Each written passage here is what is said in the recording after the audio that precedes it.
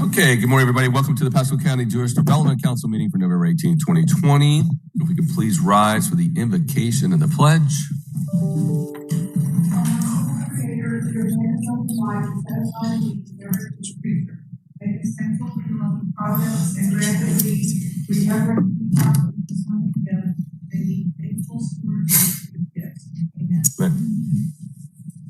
Allegiance to the flag of the United States of America, and to the republic for which it stands, one nation, under God, indivisible, with liberty and justice for all. Madam Clerk, please call the roll. The Honorable Chopper Davis. Here. The Honorable Kenneth Burgess. Here. Mr. Mike Kidd. Here. Mr. Robert Reilly. Here. Ms. Wendy Longman. Here. Mr. Greg Lenners. Mr. Mike Bishop. Here. And Chairman Mike Moore. Here. Thank you. Okay, now is the time for public comment.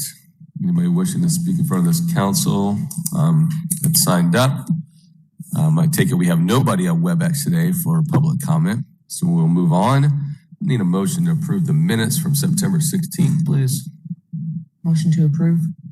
I have a motion, I have a second. All in favor? Aye. All opposed, same sign. Motion passes. Thank you.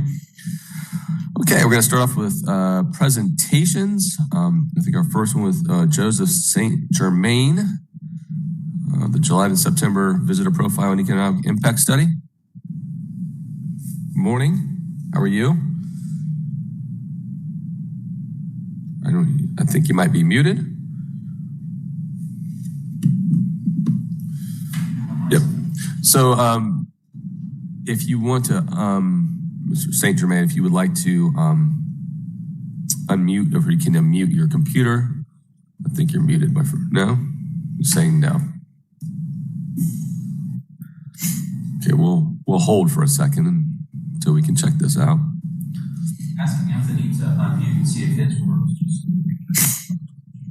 Hey, Anthony, if you can hear me, can you try to unmute yours and say a few words to see if...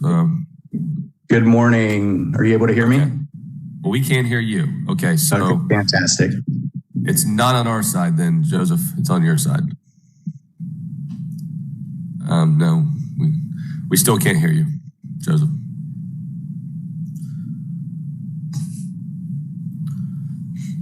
They're on WebEx, right? I think on WebEx in that bottom left, there should be a mute button.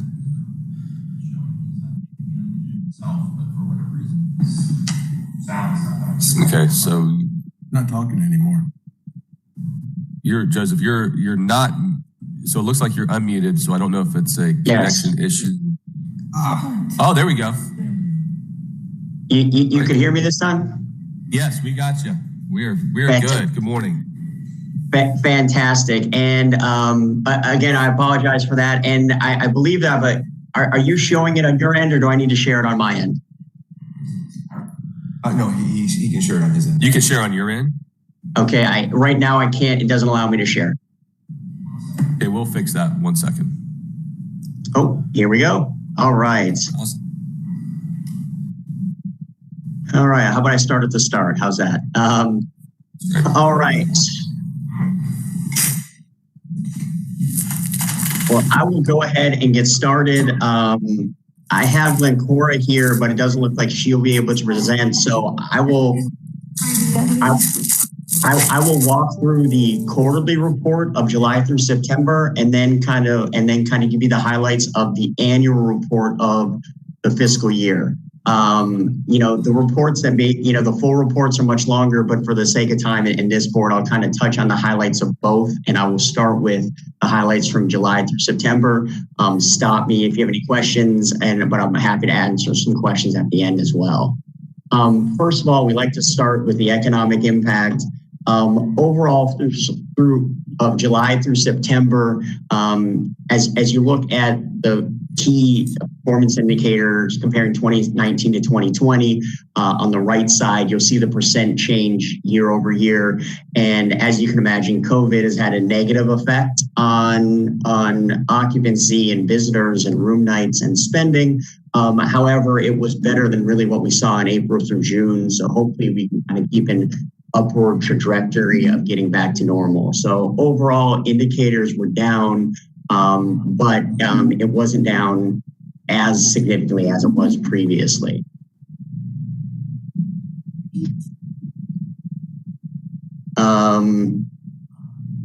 Let's see. So I'll walk through the highlights here of the trip planning cycle, et cetera. There was a short trip planning window in general. About 2 and 3 plan their trip within a month of traveling. That is something that we've seen more often during COVID. A lot of it more spur of the moment trips, but also you have a lot of your visitors were day trippers, so there's just less planning goes into a day trip as opposed to a vacation and things of that nature. In terms of how they're planning their trips, a lot of them talk to friends, but they're also going online, whether it be Google, social media, or your hotel and resort websites.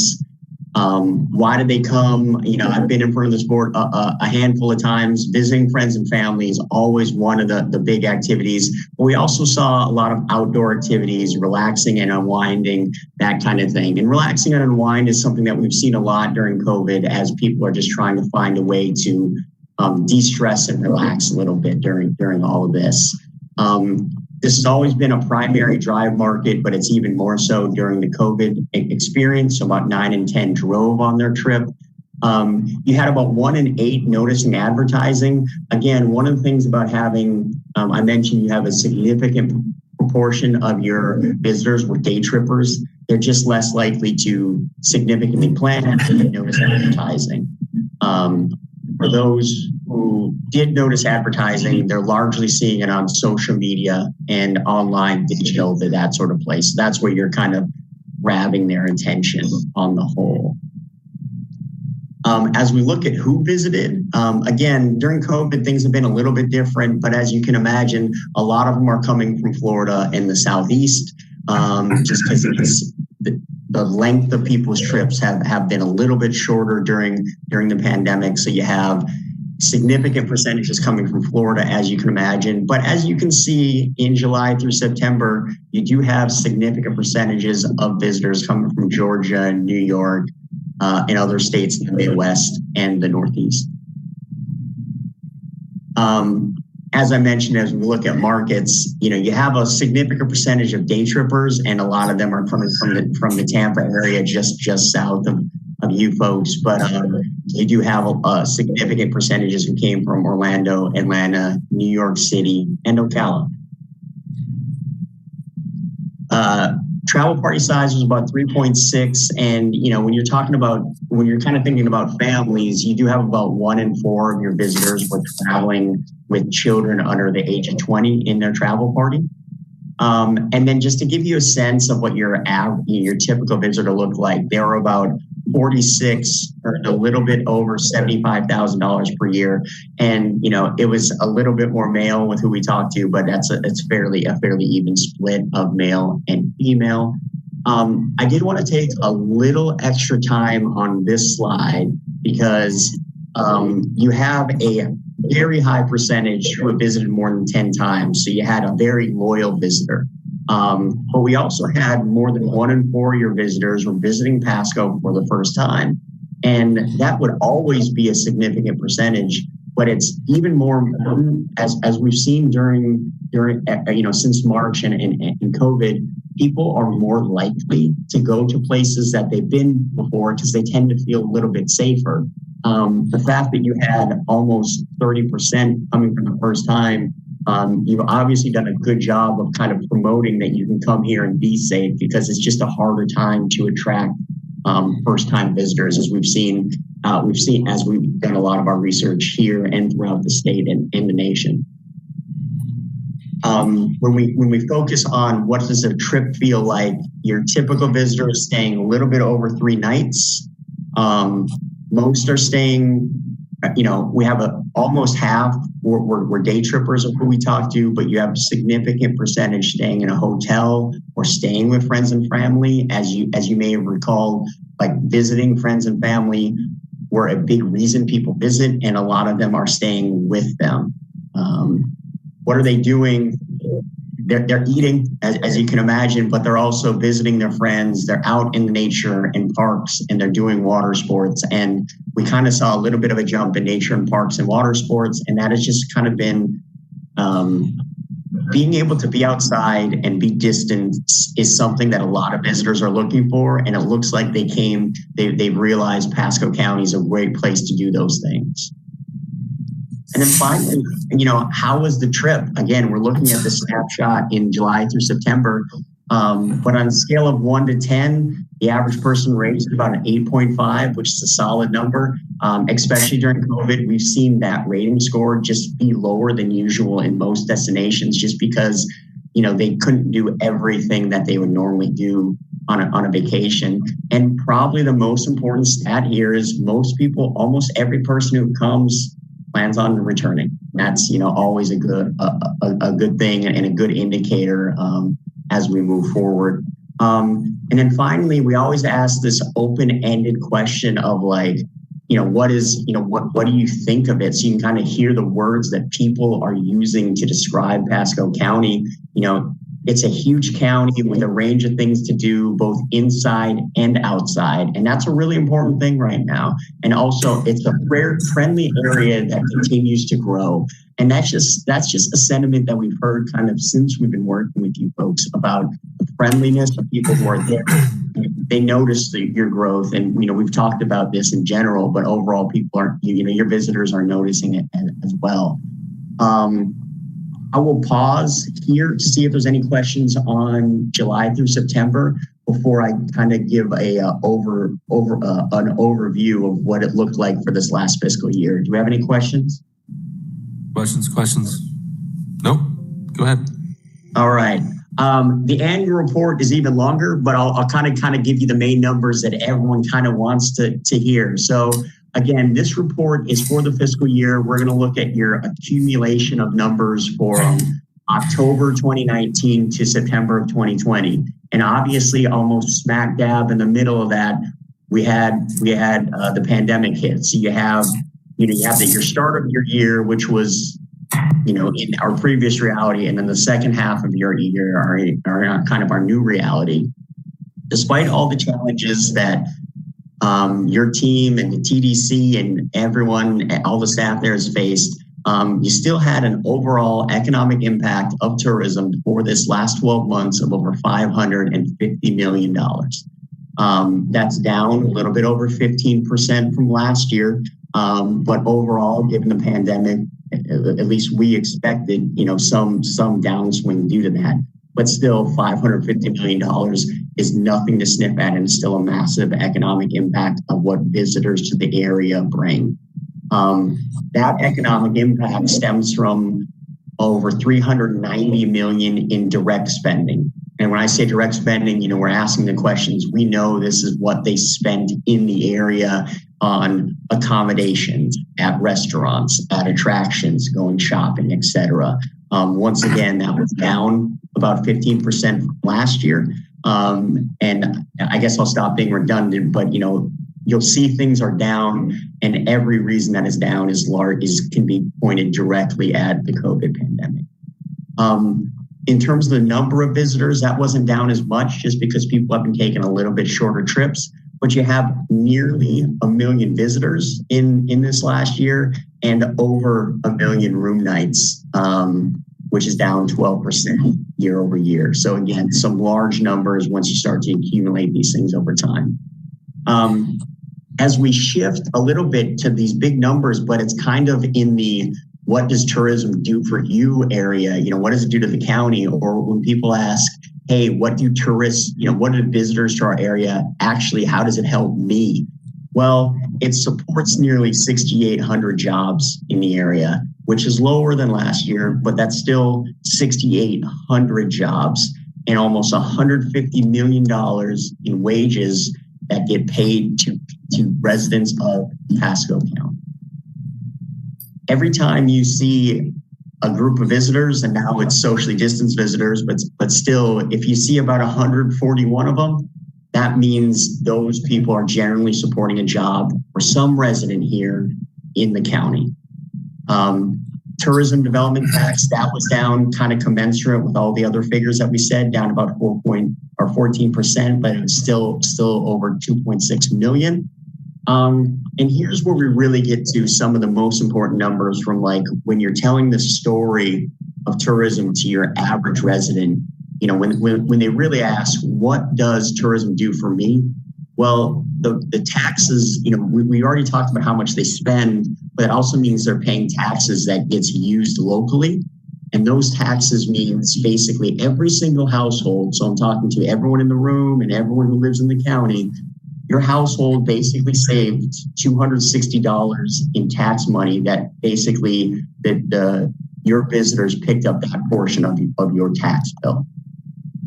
And then finally, you know, in a world where we're always trying to quantify ROI and things of that nature, when we look at the budget of what the team spent in marketing this last year, for every $1 that was spent on marketing Florida Sports Coast as a destination, that comes with about for every dollar spent there, it comes with about $379 being spent by your visitors. So, you know, I don't want to say they're obviously not the Florida Sports Coast isn't the only folks marketing, but when we're looking at their budget and the money that's brought in, that's a fairly big number in terms of ROI.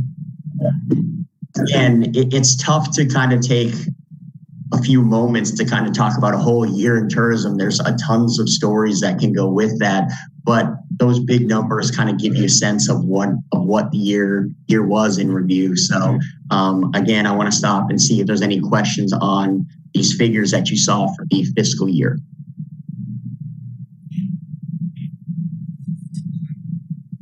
Any questions? Any questions? No? Okay. All right. Well, thank you very much. We'll be here if you have any other questions throughout the rest of the meeting. All right, great. Thanks so much. Appreciate it. Adam, we got next. Mr. Chairman, we have Consuelo Sanchez for funding request for the Florida Senior Games. Okay, there was nothing else on that one. Okay, great. All righty.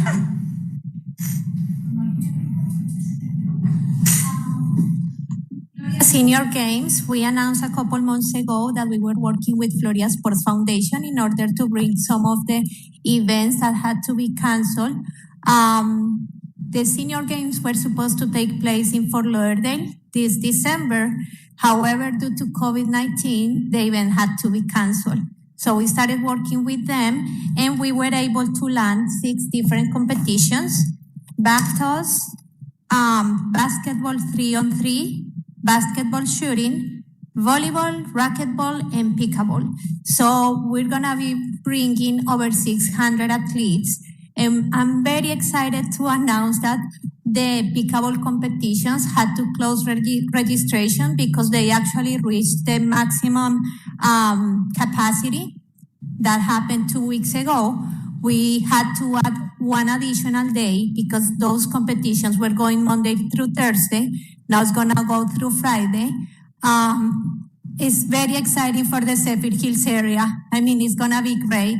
I think that with over 300 participants for pickleball, just for pickleball, we were trying to find other venues. That was not the case.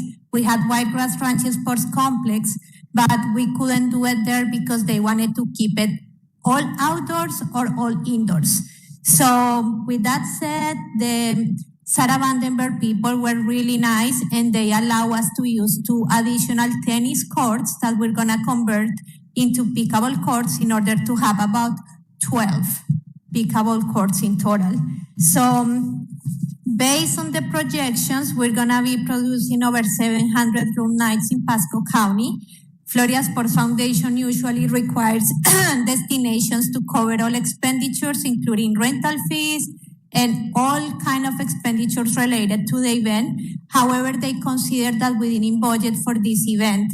So we're requesting some funding in order to recognize the room nights for up to $6,000 at a rate of $12 per room night. Any questions? Questions? Seeing none, entertain. Pardon me? Do they need approval? Yes, that's what we're gonna do. I just wanna make sure there's no questions first. No questions? Okay. Entertain a motion? Move approval. Have a motion? Second, all in favor? Aye. All opposed, same sign, motion passes. Thank you.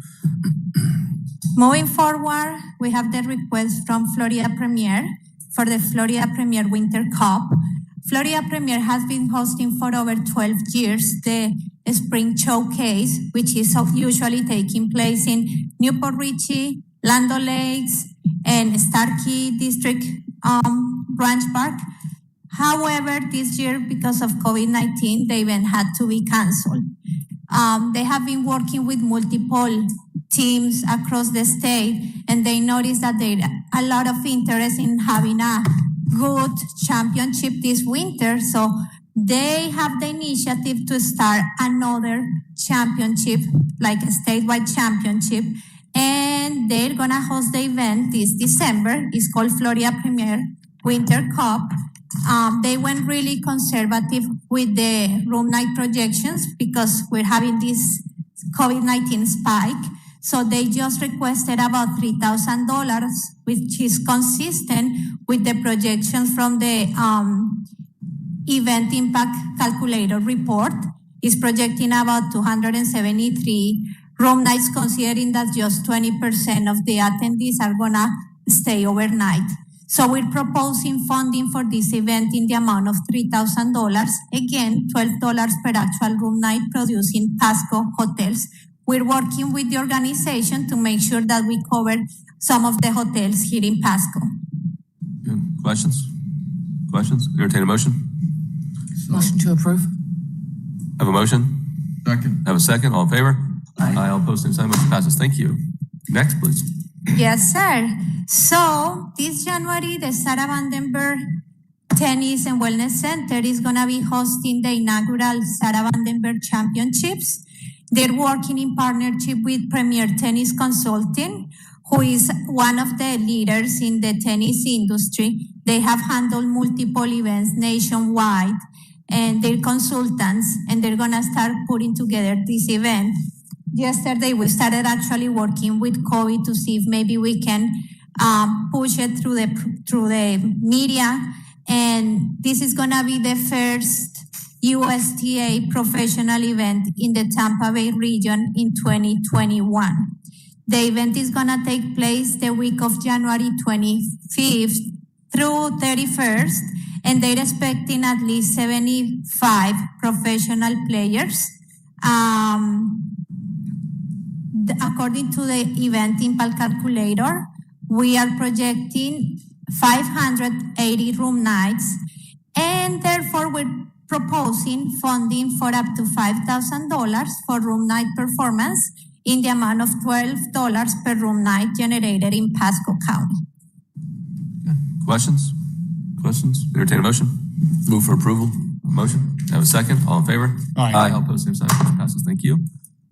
So marketing and sponsorship at Sarah Vandenberg Tennis Center. Last month, we presented to the board an initiative to partner with the new tennis center in order to have some marketing and advertisement at the venue. They sent out a proposal for $10,000, as we mentioned last month, that includes digital presence on the website, on social media, and also is going to include presence at every single tennis court. They already have something going on there for us. They have been really great partners. They have been advertising us actually since they opened, and we want to make it official. So we're proposing to have this $10,000 marketing sponsorship at the Sarah Vandenberg Tennis Center for 1 year. Quick question. So you're saying, so we're gonna have basically a banner in every court? Is that type signage, a banner of some type? Yes, sir. The media value that we're partnering in with Sarah Vandenberg in that facility is around $19,000, but we're buying in at $10,000. So we're getting great value for the exposure for the destination and the brand. So we'll be visible on their website, in their marketing materials, Okay. And throughout the facility. So every piece of marketing material that goes out will have our logo on it? Correct. Oh, good. Questions? How far away do What? their marketing go? Well, we're waiting to see where that partnership goes and where their audience is coming from, but they have reaches all the way international, and we're going to get great exposure outside of our local market in our top DMAs. So we'll again expand our audience traction. And some of the events are gonna be televised. So when that happens, our logo's gonna be there. Like in the main arena, our logo's already in the center court.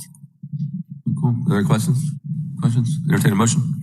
Make a motion. Second. A motion, second, all in favor? Aye. All opposed, same sign. Motion passes. Thank you.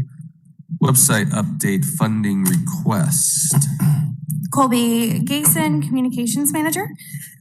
I've not been one usually making financial requests, so bear with me. So we launched our new website last year on March 7th, and it was built and designed by the Zimmerman Agency. So from the start, I've personally had concerns about the user experience of the website. Though we know we have won an award for how it looks visually, I'm going to get into it to where it's obviously not statistically so. So the Zimmerman Agency has done heat mapping. Heat mapping is basically where you look at a website and you kind of see how people are interacting with different pages. We've only seen research from one example of those, so there really hasn't been a lot of development done to make the site better as it's been live over the past year and a half. So since we have brought this in-house, not the management and maintenance of it, but really having hands-on look at the analytics. And since we are doing marketing campaigns that are so strong digitally, we're seeing very high bounce rates. That is very bad. So you'll see in your packet that we are close to an 80% bounce rate. Typically for a new website, you want that to be around 60 to 70%. For a website that's maybe 3 to 5 years, you want to see that around 40 to 50%. So that means the more we're pushing people to our home page, they're not staying on it. And we're also seeing our session durations go down, which again leads to fewer conversions. So this is basically proof in the pudding that yes, we may have a beautiful website, but it's not meeting the user's needs. If it's not meeting the user's needs, then obviously our marketing investments are not going as far as they can. So with that said, we're proposing to search for a company that has experience working with DMOs, building tourism-focused websites, to develop research-based sprints. And Wendy, I know this is definitely ringing true for you.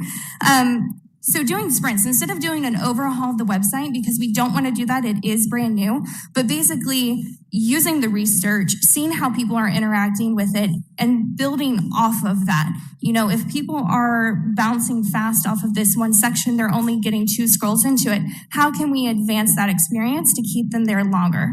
And that's really the industry standard, honestly, for not only tourism, but for most websites as well. So from there, using these sprints to increase the experience, user experience of floridasportscoast.com, and ultimately increasing our session durations while decreasing our bounce rate on the homepage. Again, furthering people down that marketing funnel. This is a one-time expenditure that qualifies as a special project. Therefore, the DMO is recommending using funding from the miscellaneous special projects account for this project. So what's the amount? So based off of research I've done, 45,000 is about the average. From what I've seen from the research I have done from the companies that I have softly engaged, based off of what the amount could be, we would probably have to go out for an RFQ for it. Questions, Captain Winnie? Okay. The number one problem with our website right now is that it's a WordPress website and that gets horrible SEO ratings. I would highly suggest that you find, I know some companies I can give you. So let's get together on that. And they're local companies and they do a phenomenal job. I would definitely stay away from anyone who wants to push WordPress on you because it's just not going to get up there, and WordPress is not a good platform. But yeah, that's pretty much my thing is because I don't know how many of you know, I actually own a web design company. I don't want this project, but I know. I know. Might be a small conflict of interest. Very much a small conflict of interest, but I do know some other really great designers that can take this over. I honestly believe that it will need a complete overhaul since it is a WordPress site, that we're just never going to get those rankings with WordPress. You might have a different opinion, but based on 20 years of building websites, WordPress sucks. Yeah, I just had another question if I could. Yeah, absolutely. So I know you were talking about sprints, but ultimately the goal would be to make an entirely new website, correct? That's what the $5,000 would do. There's different amounts. If we did a full overhaul of the website, that is going to come at a much greater price tag. Because it is still a young site, really we want to focus on the usability of it, and just making those enhancements based off of the research instead of doing a complete start from scratch, which I personally feel from a marketing perspective could set us back a little bit. WordPress is common. It's a very common platform. It was set up from Zimmerman. From the research I've done, nobody has seemed to have any issues with advancing that, but we can certainly ask further questions if, that is still the right platform to use moving forward for the back end of our website. But there's multiple options we could explore, but also doing a whole overhaul of the website is definitely going to be time consuming as well, which is not going to help the current marketing we have running for this year. Captain Winnie. So my question is, if we're getting such high bounce rates right now based on the website, I think a new overhaul is kind of like, what do you do first, the chicken and egg kind of thing? Mm-hmm. I personally think it needs an overhaul because it is very, very user unfriendly and it's scattered. I will not disagree. No. So you're saying RFQ, RFP, whatever, it's going to have to be one of those. Yeah, essentially based off of the price. Exactly. So you're going to have to put it out to bid, see what people come back with. Right. And my major concern right now, especially with the CARES fund that we've been using, which obviously this is going to take more than the next 6 weeks or 8 weeks till the end of the year. But with an RFP being such an arduously long process, that does not help us now with the issues we're having with the bounce rate. Yeah. But we're already getting such a bad bounce rate that whether we redesign it in a day or a year, it's still the same thing. I know that you want this now and we all want this now, but it's government. We got to go through the proper channels. Well, yeah. So we can the procurement process, which we're bound to by statute, that we have to go through. But the thing is the website's not working. Period. Whether we wait 6 months, I think you're doing such a great job with social media that we can do a few little tweaks to make that better in the interim until you can get your RFP and out there. I mean, we're definitely looking, our SEO is absolutely better. We're definitely seeing more organic traffic coming to our website. I am personally writing strong SEO driven blog posts to help with that. We are doing strong CPC, SME marketing campaigns to, again, drive that paid traffic to our website. But again, we're losing the value of our marketing dollar if people are not staying on our page. Councilman Davis. Yeah, I just think that it's time. We've made a mistake and we need to repair it now while we got COVID on and things are slow. If we decide a year down the road and the COVID's gone and everybody's got a vaccine and we got to go through this, we should have done it when we were slow. I mean, unfortunately, it was included with the RFP that went out for the agency. So Zimmerman was the agency that we had in development of this website. And unfortunately, we got what we paid for. So it's kind of a problem that, we've acknowledged has been an issue from the beginning, but I feel is, very timely now with the robust digital marketing that we are doing because of COVID. I mean, I would rather just I'd rather hold on to what we have and maybe make a few tweaks and let's look for the real product. Captain Wendy? In the interim, you probably are doing it already, just blast the heck out of Facebook and use Facebook as kind of your website and draw people towards the Facebook maybe. In all due respect, that's not helpful for how we're running these digital marketing campaigns. At that point, if we're running people to our social media pages, that completely defeats the point of us even having a website. No, and I get that. Some of our click paths on our digital ads and our banners are going to specific landing pages to tell the story even a little bit further, and then also highlight the businesses that complement those stories. So you're not going to get that on Facebook. Yeah. So that's kind of the issue here. So what I'm hearing is that we can go through the process now of procurement, the county procurement process, to get an agency to overhaul our website. That's going to take a little while, but that's the direction of council and to staff and to go through that process, and then the lead agency to come do a presentation to this council for final approval. Now, remember, you don't have to accept anyone either. So if you don't like what they're putting out, what the response is, you don't think that you're going to meet your objectives, you don't have to obviously accept any of those bids. Right. So if I could just ask one more. Please go ahead. So I just kind of want to agree with Wendy and Chopper a little bit. I myself never really been a fan of WordPress. And it kind of seems like $45,000 be more of like a Band-Aid, which is a pretty expensive Band-Aid. You might as well, I think, just pay, I don't know, call it 60 or 70 for a brand new thing and overhaul the whole thing, or go for a cheaper Band-Aid for a while. 45 seems like a lot for a Band-Aid if you're ultimately going to redo the whole thing. And you might get there to all their points. Those people may come back possibly and tell you this is what you need to do instead. So we'll take any direction from council on how you'd like to move forward. You guys are saying, they might say it's not worth it. I get it. I mean, I get what you're trying to, I get your objectives. I get what you're trying to do to landing stuff. I personally, again, your gig, but I think social media now is the way to go when it comes to Instagram, heck, TikTok. I mean, but between all those platforms, Twitter, that's your drive.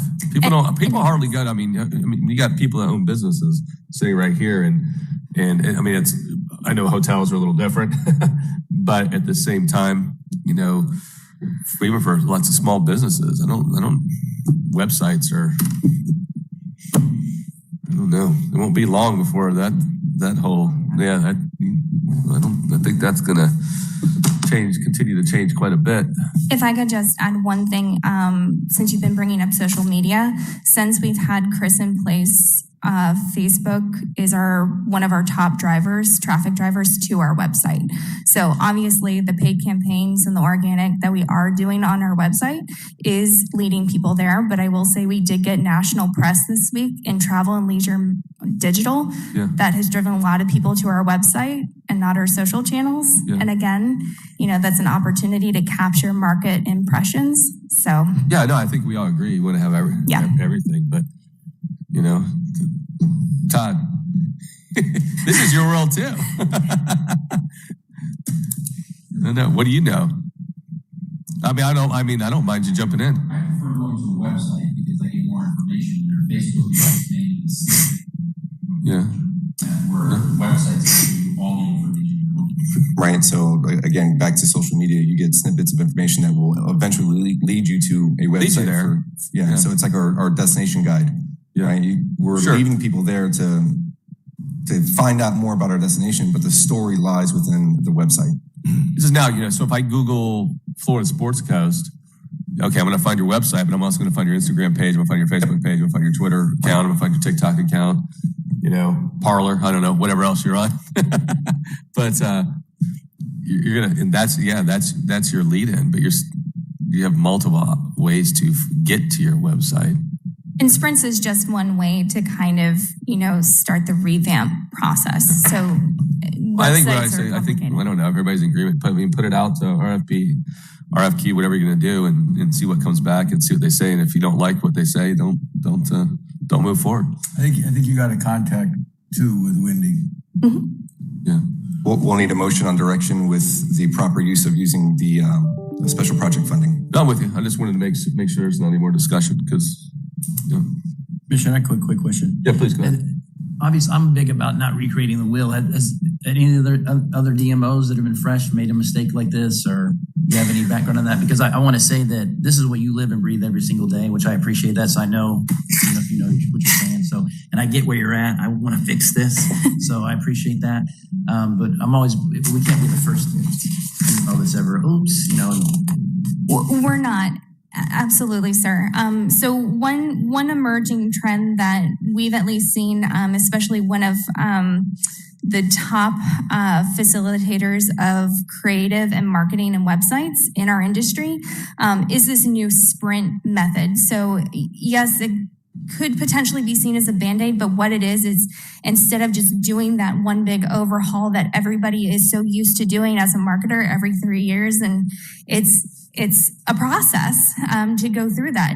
What this process does is it's a slow evolution of your website, basically constantly evolving it to meet our direct consumers, not anybody else's, ours. How are people interacting with our website to further enhance it, to make it better, to where we would kind of have a fresh start with research if we did do a complete overhaul.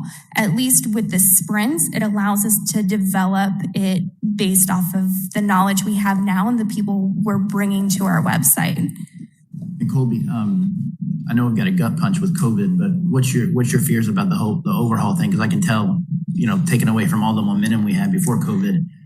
Can you expand on that for a minute? Would it be a complete disaster? I mean, what's your thoughts? It seemed like you had a thought on that. So we would keep the current website live while the overhaul is working. And then we would redirect, once the site goes live, we would redirect from one platform to the other. If it was overhaul versus sprint. Right. Yeah, honestly, we lose time. That's what we lose. And right now, time is of the essence when you're marketing. I mean, everybody's trying to market to the same people. I'm happy to do a more in-depth presentation on it if that's what the board would like. I just know it's probably our weakest link, but it's also our best opportunity of capturing new leads, whether that be for sports RFPs or meeting RFPs. Consumer leads is really where we want, because there's another marketing funnel we can send them through. Once we have their email address, we can then automate emails to, again, get them to booking. The sole point of all of this is to have a website that meets their needs to where they end up coming and they contribute to that economic impact. And right now I feel like the ROI is not there for what we're doing digitally with the way our website is functioning. Yeah. But I can definitely investigate other options to help offset in the meantime. We are losing Zimmerman's support for maintenance, though we are shifting that. So that's also another concern too, is we've kind of just been riding solo on this. So Adam, would we as a council approve up to $45,000 as an RFP to be presented back to us? Is that how it works, or what do you need us to do?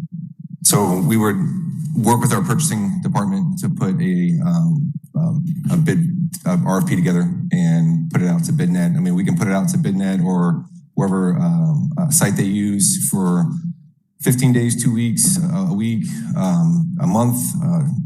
And when it closes out, we'll put an evaluation committee together, evaluate the RFPs, move forward with one proposal to have that agency present to this council for final approval before going to the Board of County Commissioners. So what's let me jump in a little bit. Once that procurement period starts, we are out of it. The Board of County Commissioners out of it.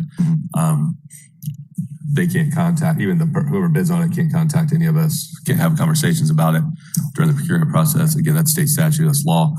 And then it comes back to us for approval. Then it would go to the Board of County Commissioners after that.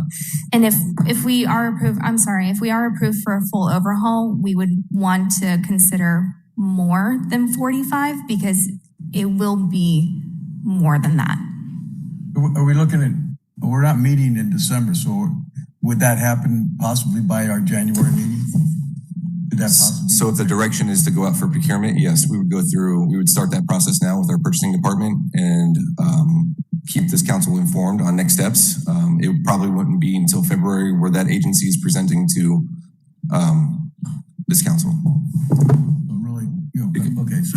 So if it goes out for 30 days? You're talking 90 days then, really? Yeah, you are. Yeah, actually, I want to mention something about procurement.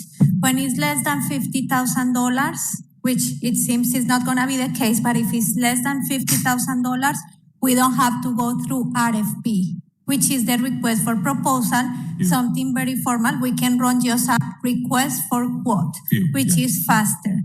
Yeah. Less than 50,000. If we go that route with request for proposal, it might take up to 6 months. But if we're gonna get it right, let's get it right. Yeah, I'm just saying, I just wanted to clarify. So I don't think we're gonna be able to bring anything to this board if we go that route before May. That's unrealistic. Yeah, but we're looking at, we're looking at months now, we're looking for years down the road, so I'd rather fix it now than, somebody said Band-Aid it, and I don't want to Band-Aid it. So go out to RFQ. It's going to take, I don't know if it goes out, decisions made, it's out for 30 days or whatever. Committee meets, brings it back to us. You might be able to have it back here by February. Can I ask one more question? Yeah, one more question. Go ahead. So just quickly, if we were to go with the overhaul and in the meantime, create, a new website, keep this one running for now. And I don't know, maybe Captain Wendy, you might know too, would that, because I know WordPress is not very good with the SEO, like you were saying, would creating a new website, would that affect our SEO for a period of time while the new one started? Or do you think it would just take right over from there? Having a WordPress site is affecting our SEO period. Right. So just keep the new site there, work on the old site, and then just do the 401 redirects, and you're going to be fine. Right. Okay. It's not, so it wouldn't take an initial hit. It would kind of just. No, it actually would all be seamless. And then all of a sudden one day they're like, oh, wow, you got a new website. Yay, let's explore it. I think then our bounce rate, once we get the new website, will be phenomenal. I mean, it's going to be, people are really going to spend some time on there because they're going to want to explore and see what's going on. So. You guys use backlinks at all? Are you familiar with backlinks? Yes. And what I'm hearing too from the board, it sounds like when we go out for this procurement process, we'll definitely want to make sure that another service is used other than WordPress. What sounds like to me.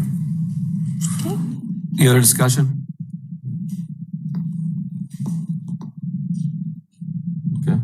Yeah, I think that's just to reiterate, that's the point I think that everyone's making as far as the timing. I mean, it's gonna be a while. Because you said you have to get a committee and then all that, and then you have to fix it, and then it's 6 months after that. So I just want to keep that in mind. So hopefully these fixes you guys have will be something that can help in the short term, because we definitely don't need any hiccups coming out of COVID and being Pasco County and all the things we had going for us before COVID. So, but thank you. Anything else? Other questions, comments? No? All right. If you guys are good with it, I'll entertain a motion. Keep working. So move or whatever. Okay, Not a motion is, I don't know what we're motioning. Yeah, Mr. Chair, I was going to ask that. Well, the motion would be to go to what the ask is, to go out to basically RFQ, and to bring that for the committee to meet and bring that proposal, the winner back to this council. Just to clarify, an RFQ would really predominantly be for the sprint based off of pricing. An RFP would be off of the overhaul, and based off of the general consensus, it's sounding like the board is wanting us to explore a website overhaul. Well, if we do that, then there's no motion really to make today. You're going to have to bring this back to us. Because you're going to have to get estimates of the cost, because if 45 is not going to cover it, and we're authorizing 45,000, that's not going to cover the cost of an overhaul. Then you're going to have to bring something back to us next time. That's the only way we can do it. We can't sit here and approve 45,000. That's not going to do the job. I think we're gonna need a motion regardless, because we don't have that money in the budget. So the moment that we're gonna start the procurement process, purchasing is gonna ask us to see that budget, and we don't have it. So if not the amount, at least we can get the approval to move forward with the procurement process, knowing that it's gonna be back up upon approval with the special projects account. I propose that. Yeah, there you go. Yes, okay. We can do that, and then again, it would come back here after the RFPs came back, and we would Whatever the letter is. Yeah. Move forward and find the right product to bring back. So I'm sorry. It looks like we have consensus. One Go further ahead. clarification question. So the RFQ is for what we're calling the Band-Aid right now, is what you're trying to do in the spring. Well, it looks like we're not going to do that. We're not going to do that. So really, it's the RFP that's going to happen. That's going to be for a larger cost. That's over the 50,000.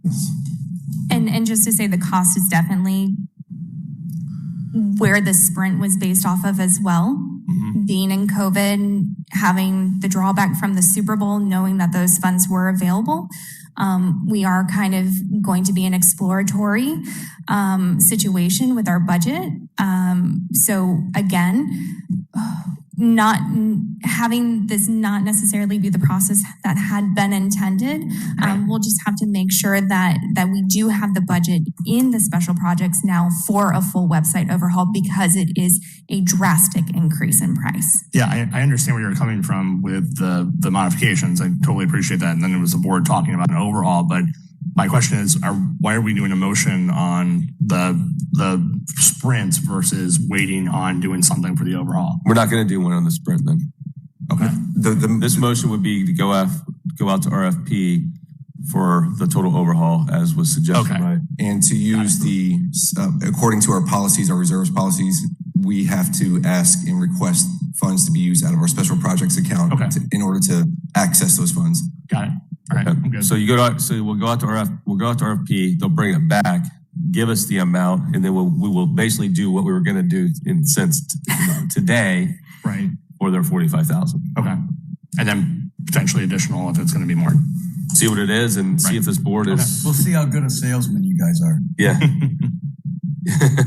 If I want something, I get a Chopper. So we're going to get a new website regardless. I want to know the price. I'm good at sales. Oh, ask Shelly. I'm the most frugal person in our office. So we'll get quality for a good price.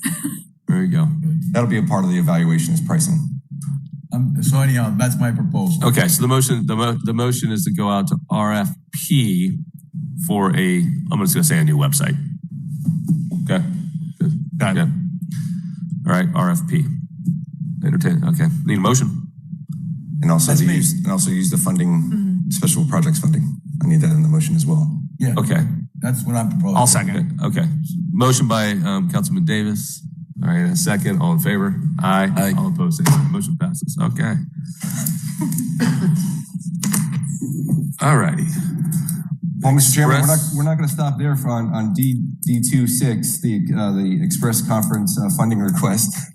This is a non-budgeted item, but it's for another good reason. So we were awarded the actual conference to come here in 2022, and it's going to be at Saddlebrook. So we won the bid. It's going to be here.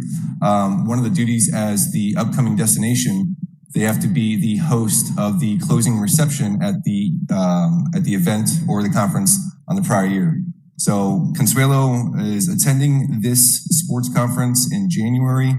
We are asking for $7,000, $5,000 for the event funding for the closing reception to be the host of that reception, and then $2,000 for travel for myself to be there to present to the audience the next destination that they're going to for the Sports Express Conference. January 2022. Yes, sir. That's when the event is coming to Saddlebrook. January 2021 is when the next host comes and presents at the closing reception. What is Express Conference? So Express is called Sport Express. It's actually a series of different conferences, different markets. Specifically, we were awarded for the Sports Express. That's an amazing small conference that brings together NGBs, national governing bodies, and DMOs, sports commissions, in order to network, spend some time, and being able to start businesses. How many people will? It's a sales show. So there are around 110 attendees that come to this conference every year. But it's not about the attendees. So it's about the buyers. So the buyers are the sports events rights holders. And what they do is they attract those NGBs, or national government bodies, based on the destination that they're going to. So they are specific NGBs that will cater to our destination. So the long-term return on investment is a lot higher for us to host this sports event. Consider it like a mega fam tour. So where we are hosting 110 sports commissions, DMOs, and national government bodies all at once for a 5-day period. I attended last January. How much you going to ask for the conference? So that's going to be a budgeted item for 2022. I didn't think you had that off the top of your head. Yes, that'll be a budgeted item for 2022. So we'll come back when we present next fiscal year's budget for that request. But the request today is for 7. Well, it won't be bad. You don't have to. You just jump in your car and drive there, right? Saddle, bro. So no, it's good. Right? They chose Saddle. Where is the conference? This coming year, or in 2021, it's in Myrtle Beach. Oh, taking your golf clubs? Just kidding. I wanted to mention that back in January, I attended that conference for the first time, and it's one of the few conferences that bring together the NGBs, because usually you see smaller events, but NGBs together, all of them, like USA Hockey or USA Cycling, all USA organizations go to that conference. So it's a great opportunity to have them at the same time, not only exploring our venues, but also having some fun, because they're going to go and see the fun aspect of our destination. It's a great opportunity. Yeah. You sure you don't want us to put in your travel cost for the 2022? Because I figured at 55 cents a mile, about 15 miles, it'll be about $16.50. I'll save the traffic headache. Okay. All right, everybody good with this? You'll entertain a motion. So moved. Have a motion by Councilman Davis. Second. A second. All in favor? Aye. All opposed, same sign. Thank you. That was my request. Okay, sports development update. Upcoming events, Ms. Sanchez. Well, they actually happened last weekend, but when I sent out the agenda packet that was upcoming events, we had the Savage Race. Very excited. It was a really good event. They had to cancel the spring event because of COVID-19, so it was really good to have them back. The Lighting City Gymnastics Charity Challenge Invitational.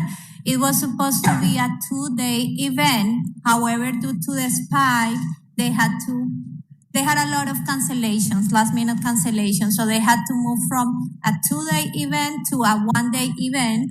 However, they already have 500 people registered for another event in December, and about 1,000 people registered for an event in March.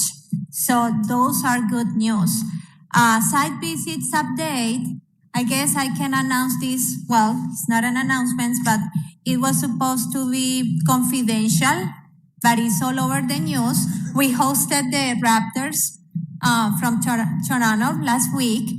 This is an NBA team. They're trying to find a venue and a training home for next year because they're not allowed to play in Canada. We visited the sports campus. Unfortunately, it's not going to work out because they need exclusive access to the venue. And we already have a lot of events going on from now to July. We also found another possible venue at the Grove. It was a warehouse, but it didn't work out either.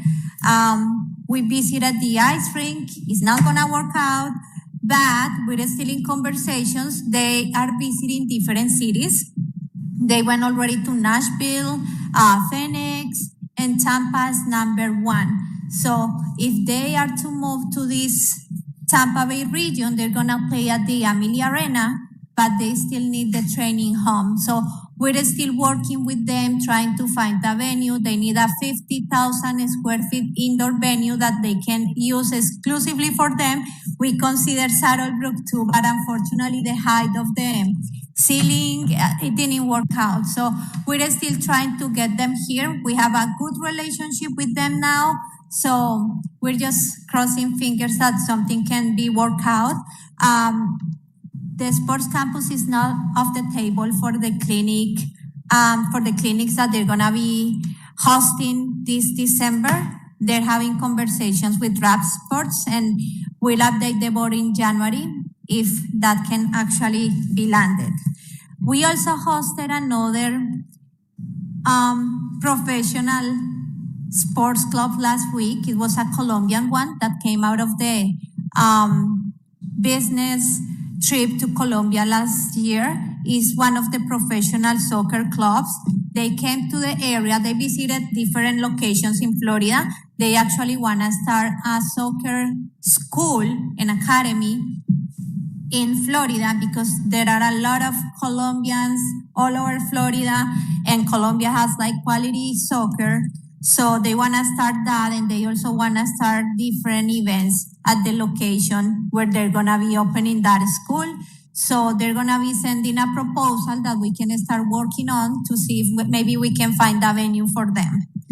And I think that's it. I already updated about the spike in COVID-19 cases taking a toll over on our events.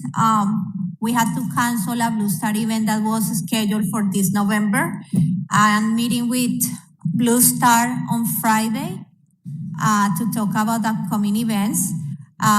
We have been working our latest funding agreements with some flexibility that if the event needs to be postponed, we can use funding for the same event when they reschedule it, as long as the event is rescheduled before September 30th, 2021. So the idea for those events that are canceling right now is to be able to reschedule it eventually before September next year. So that's it for the sports. All right, great. Thank you. Thank you. Media report. Back to Colby.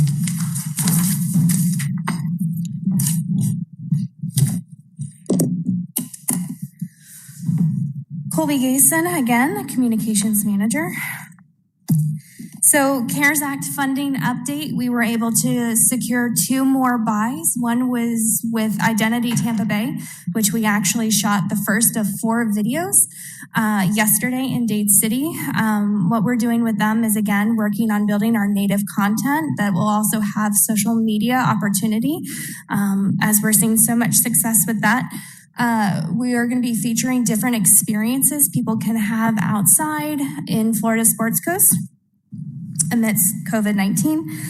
The second one is Atlanta Journal-Constitution, AJC. It's the #1 news source in Atlanta. So one of our main drive feeder markets that we're really targeting with our CARES Act funding right now. And again, that's going to be a digital native content display, really focusing on our outdoor activities. So we're trying to focus on something different, which with each buy we're doing, and we are including Snowcat Ridge in that mention as well. Because it's our newest, greatest, most exciting thing. And I drive 4 hours to play in the snow in Florida, so hopefully they will too. Live buys right now, I will have a very robust report for you in January, as a lot of our buys are currently live or concluding right now. What we have running, Pandora and Acuity, both of our audio ads, one wrapped yesterday, the second will wrap at the end of the month. Very interested to see how our first audio campaigns have done for us, as well as Matador, the partnership we did with Matador and Airstream. They were in market in September. That campaign is live on social right now. Personally, I think it's one of the best videos that has ever come out of a buy. The family that came were just beautiful and had the most amazing experience. Thank you again, Captain Wendy, for partnering with us on that. Please share it, like it. It's all on our social, and this is it if we're able to play it.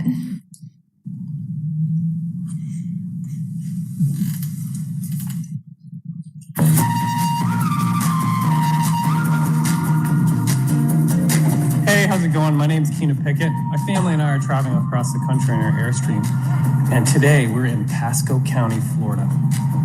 Living on the road in the Airstream really does give us the ability to live and work and play and learn from anywhere. He's right here. He's right here. He's coming right in. Dolphins are. Yeah. Keep in. Whoa. All right. Good job.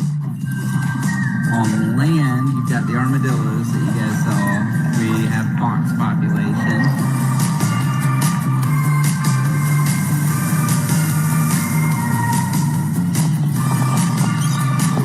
Let's just take that, so that's cool. Did you find some shells? Yeah. Look at the one I found. That's beautiful, sweet. Is that your boat? Yeah. Your guy? Awesome. That looked cute.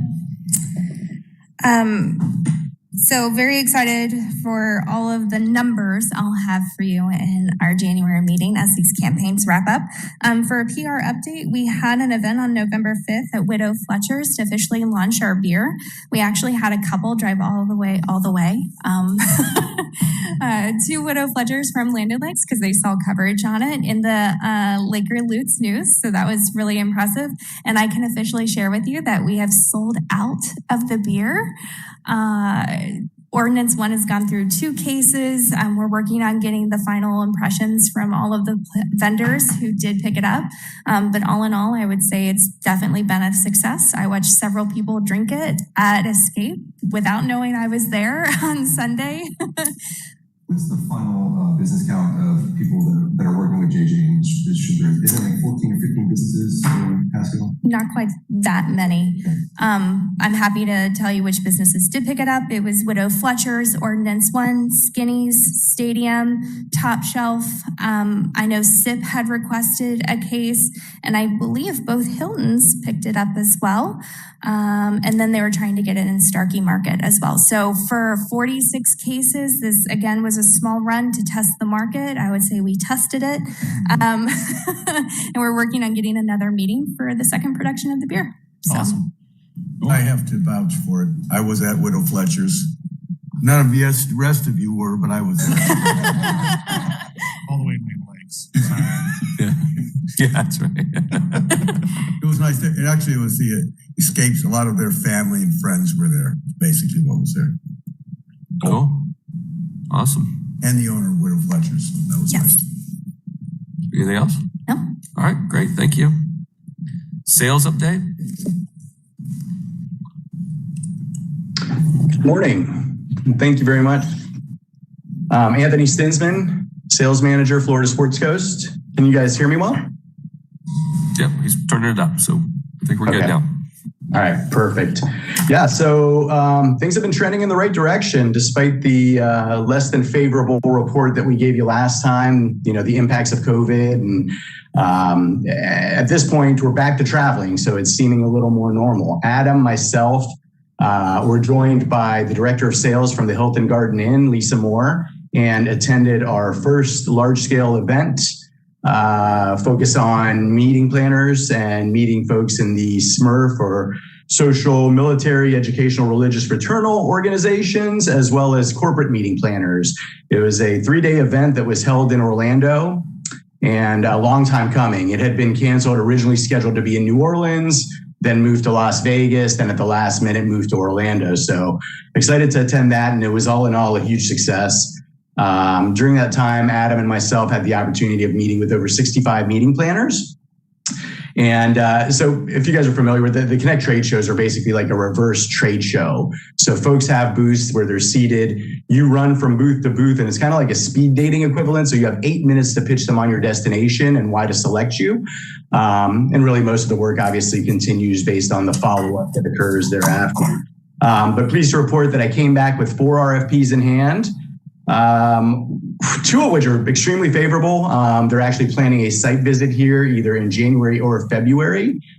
Smaller events, you know, again, they're catering to the SMRF market or the associations market, but nonetheless, the activity is trending in the right direction. And I think one of the things that came out of all of this is that despite all the uncertainty that was sown in earlier times, people are really excited about looking at new destinations, particularly ones that are easily accessible from major airports and major markets, and ones that they hadn't known before that also offer the opportunity to easily social distance. That still remains a hot topic. But nonetheless, it was all in all a huge success. In addition to that, we're continuing to focus on building our database out, our CRM, so that we can internally market to these meeting planners that we've connected with.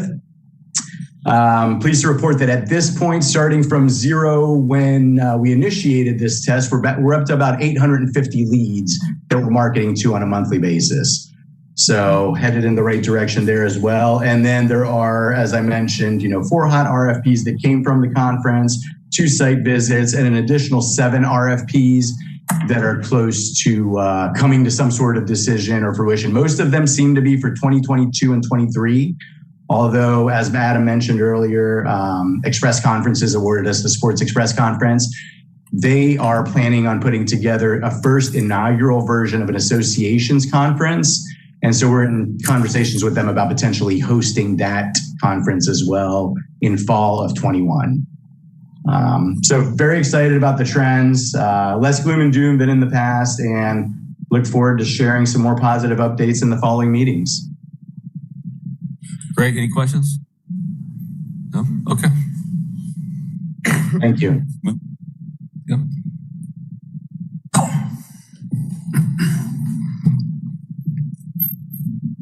Good morning, everyone. Gabby Lajanes, Industry Relations Coordinator.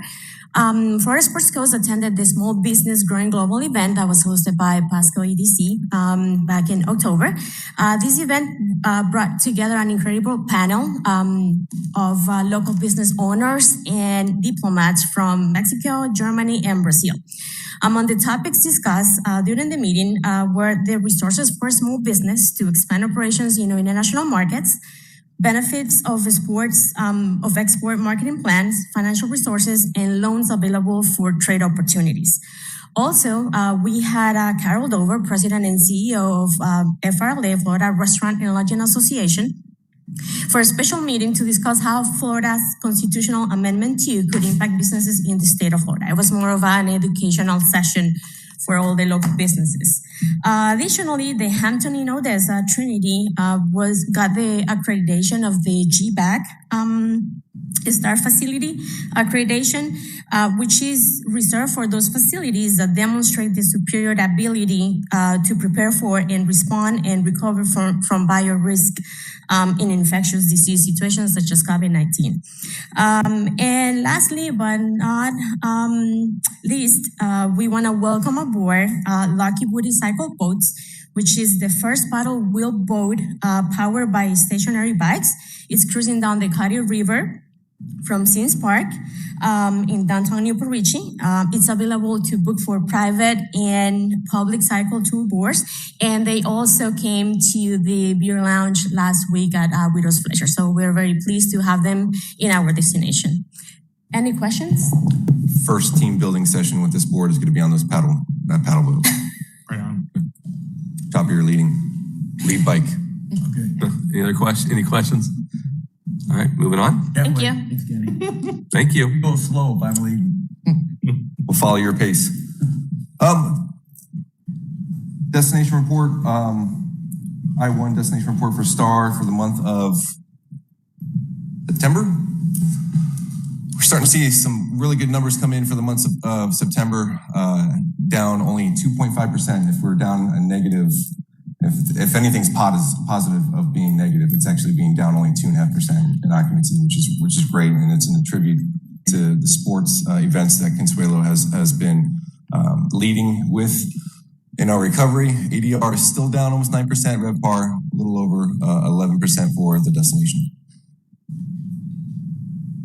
Next slide, please. Actually, quick question. Commissioner?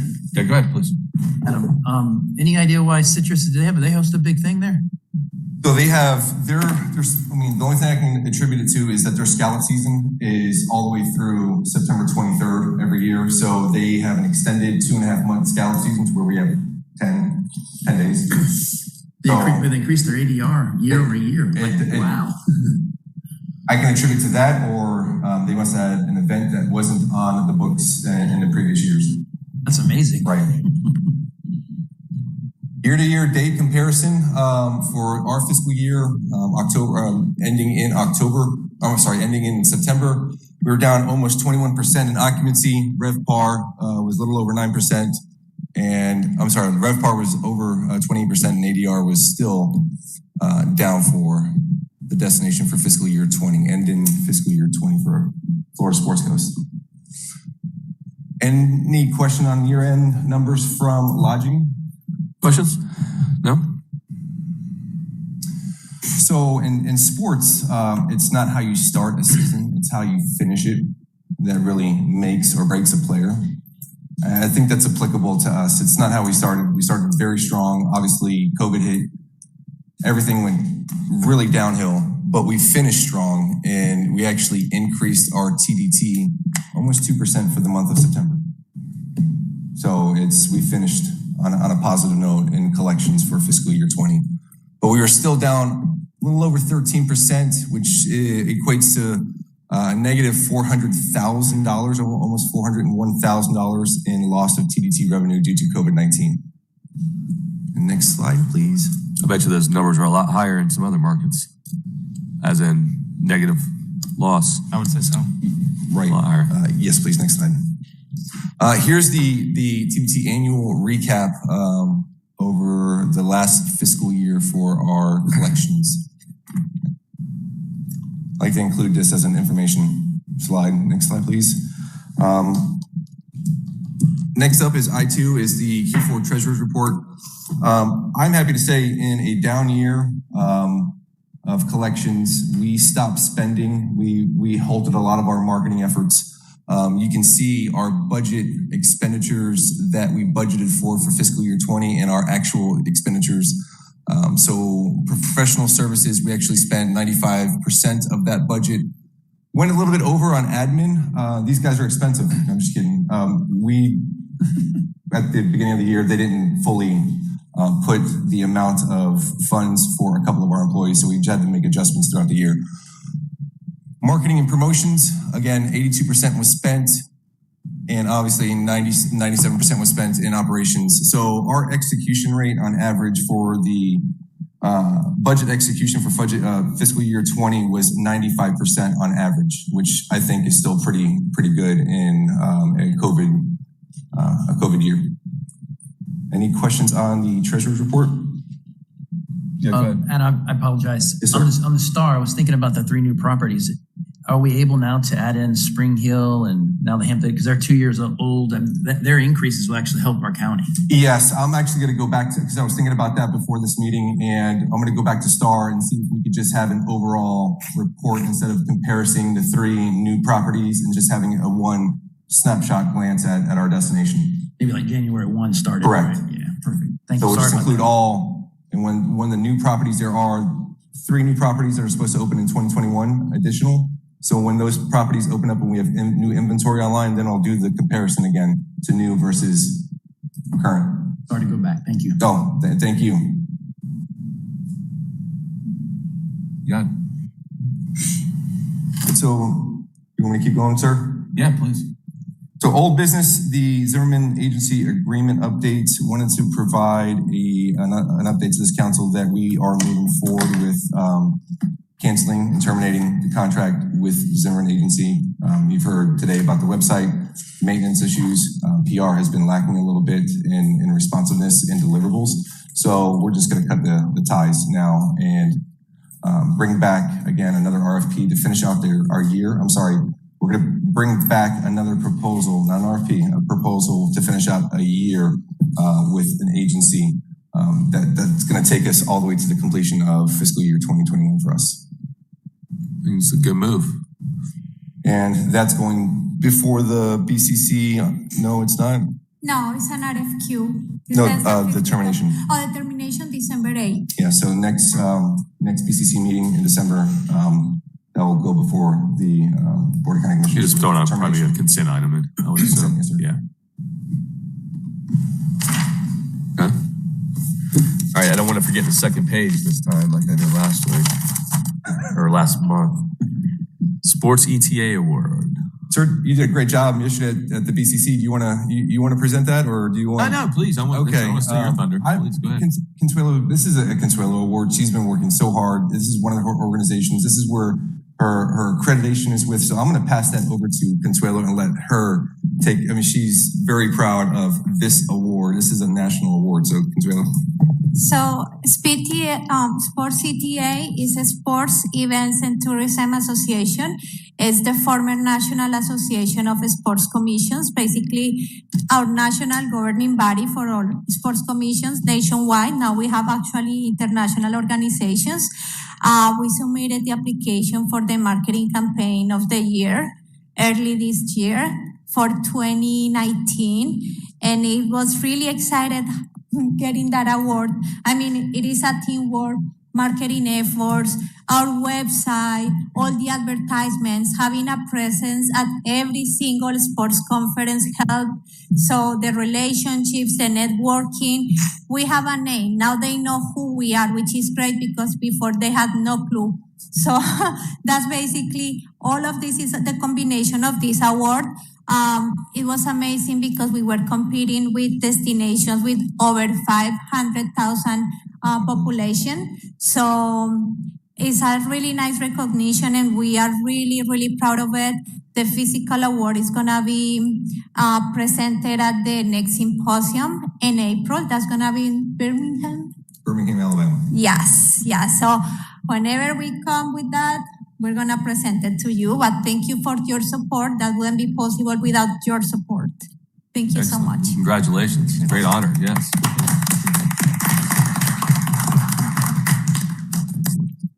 Exciting stuff. It is. Yeah. TDC member update. I probably want to talk a little bit about, we have a opening. Oh no. Do you want to talk about the opening that we have before we get into that though? On Friday. Opening. We have an opening. We have a position open. Yes. Sorry. Okay. So we do. We have an opening at the TDC director. I'm just kidding. Get my sense of humor down there. I love it. I'll take it all day. If I don't get a hit from here, I get it from home. So it's all good. There you go. So we all know about Judy. Are we talking about Judy and TDC? Yeah, we need to fill that spot. Yes, we do. We currently have 3 applications in. Okay.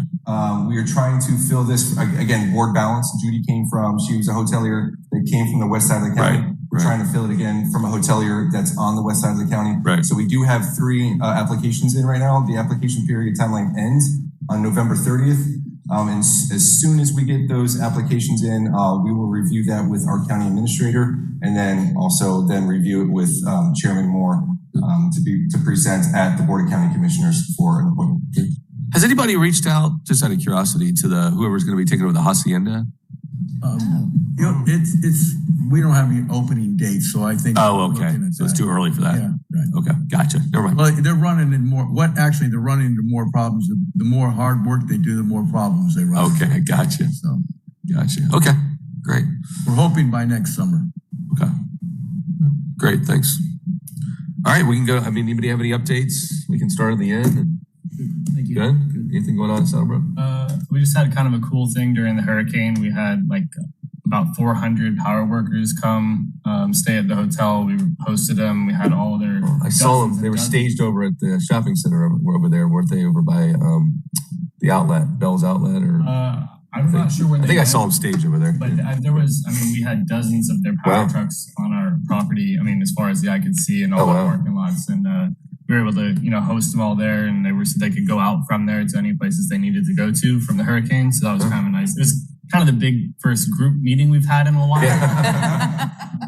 When I say group, I don't mean huddled into a conference center like we're used to, but big group of people coming and staying, and also there to kind of help ensure everything was okay during the hurricane. So we're just kind of happy to host them. Great, Captain Winnie, anything? Not much is going on. Yeah, beautiful day out though. Smallcraft advisory. Oh, is it windy? Yeah, now we'll probably be closed till Friday with Smallcraft advisory. Oh, jeepers. All right, well, you can kayak in the backwaters, right? Yeah, it's all good. Okay. Anything going on, Councilman? Nothing really new. We don't meet again until January, so just want to wish everyone a healthy and happy Thanksgiving and Christmas. Thank you. Bishop? Same for me. Happy holidays. Oh, I will say, just on a tourism note, but in Rome and in Dade City, construction is underway on 7th for the new brewery here in Dade City. Dade City's first brewery. So I think that's going to get open Q1 next year, just we're not being until January. So awesome. Yeah. Awesome. Good. Councilman? We have another brewery coming to town, just the local Danny Keg. It opened up, but their first brew isn't off the, out of the vat yet. It's, I guess, sometime in this week it should be. But I just have a question. Is the county working on SunWest Mines at all? Trying to get that so you guys can get volleyball tournaments here? We've had site visits with a couple of volleyball organizations, but yes, the county is still working. I mean, they have the maintenance of that facility. I mean, it's not, my opinion, ready for a volleyball tournament. That's just one, and that's going to be up to the county to do it, not us. Right. We did have a volleyball tournament there, but unfortunately, it was in a day that it rained really bad, and just the timing of it was not. Is it to the point where we can start selling it? We're selling it already. It's in our marketing media kit. So when we're at these sports events. That place, last time I was there was a few months back, and it wasn't ready for a volleyball tournament. We're selling it as one of our facilities to host not only volleyball, but sand soccer, beach rugby, even water sports for that matter. Because 70 acres of a body of water, you can do a lot of events there. So we are selling it. It's in our sales pitch. I have to mention though that it's gonna be local more than anything, or about the Tampa Bay region, because we have an issue. We don't have a lot of properties in that area. So I have been hosting like multiple organizations, and they always ask me about hotels, like amenities. We don't have that around SunWest, unfortunately. You've got to get down to Port Richey, probably, couple hotels there, but all right. And then the other thing is that I got an award too last night. You go, so I'm deputy mayor now. All right, there you go. Congratulations. I'm still chopping. Still chopper. Still chopping. I was going to say for the handlebars contest. Yeah. Cool. All right. Well, thanks everybody. We will see you in January. Are we changing our times to 10? Is that like in published, or we put it on our calendar for next year? It'll be 10 o'clock. Because if we run a couple hours, now we're just running lunch, and I just assume hold it back at 9:30 because it's an hour drive for you to go that way, an hour drive for me to go this way. Right. So it's 2 hours a day, and that's the reason we years ago switched it from not 10 to 9:30 was because it ran into lunchtime sometimes, especially when you're trying to get back to wherever you're from. Yeah, I think big thing was unfortunately some of the meetings and stuff that run in the mornings, and it allowed that extra time to prepare. Yeah. The reason being why we changed it was because of that reason of construction and timing and traffic and everything. So if we backed it up just 30 minutes, maybe that would free us up a little bit on. It's putting it on the other end. Now we're gone through lunch before we get back to our home. It's not a morning anymore. It's a morning lunch meeting. Whether it depends on who's going which direction. Whether it's people over here going that way, people. It's the perfect opportunity to have lunch in Dade City or Newport Richey to some of our local restaurants. It uses up more of your day, for one meeting. It uses up more of your day for one meeting, in my opinion. Yeah. We voted on it last month, so. Well, we announced it last month. I don't remember voting. The BCC voted on all the meeting days. Yeah. This group here changed it from 10 to 9:30, so I thought this group here could change it back to 9:30. I don't know. I thought there was. We did present this, I can't remember if it was last month or 2 months ago in the agenda. It was including the time. So it right, was I agree with that, but we never voted on it, and that's why it was more of a suggestion. I didn't know we voted on it. It was just told us. Does anybody else have an opinion up here? Well, I like 10. I kind of like 10, so. Okay, well, you'll figure it out when we have a couple-hour meeting and you're not getting back till 1:30 or so. That you've used your day for this meeting. It start at 10 and then during the year we can make adjustments if. So yeah, I'm just saying I've been on this board for a while and the 10 o'clock ends up using your day for one meeting. Basically, if you're the one that's traveling, you're the one that's here, then not so. But you know what happened, Chopper? Before we used to bring people to present everything, and every presentation would take like 15, 20 minutes. Now staff is presenting everything and we're taking about 5 minutes per presentation. We'll see. Yeah, so we're at 11 right now. So that would put us at 11:30 if it's a normal meeting like this. That first one starts in January, right? Correct. Yeah. All right. Well, take care. Bye. Have,